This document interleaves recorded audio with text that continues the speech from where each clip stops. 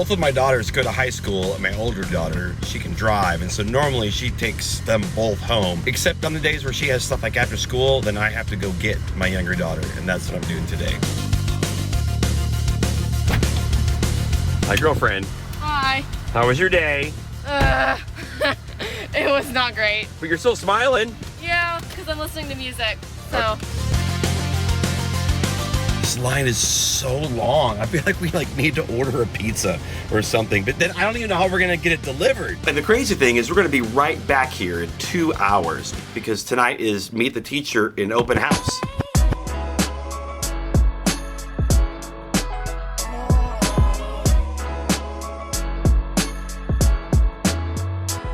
All right, Addison, how many people are in your class?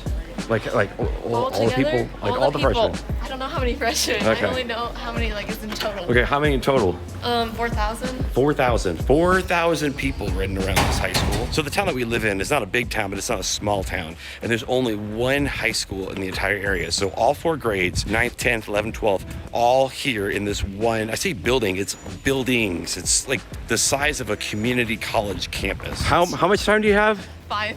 5 minutes to get from one side of the campus to the other. It's not as bad as me going. That's how you're so skinny.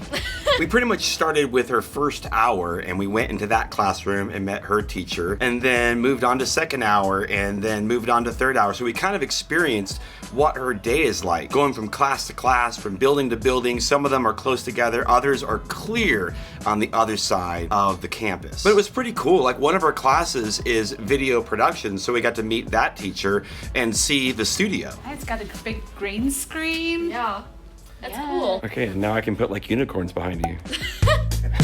And this whole idea of doing like open house and meet the teacher, like we've been doing this since the kids were in kindergarten, but I have noticed that like when they're a freshman in high school, it just hits a little bit different. All like you go into the classroom and you talk with the teacher and they introduce themselves. They might talk a little bit about what they're studying at that moment, but that conversation is like maybe 2 minutes. Like it takes longer to get to some of these classrooms than it is to actually have the conversation with the teacher. You almost kind of wonder, is this even necessary? Do you even use any of those lockers?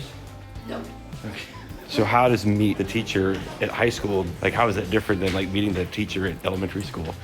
I think because there's not as many, you have the process down of attending school. It's more of an offhand as they get older, so you're not as involved, though there's not as many things to discuss. But it's so nice to like, topical. it's nice to put like a name to the face. Yes, absolutely. And to see where they're at and to still be involved.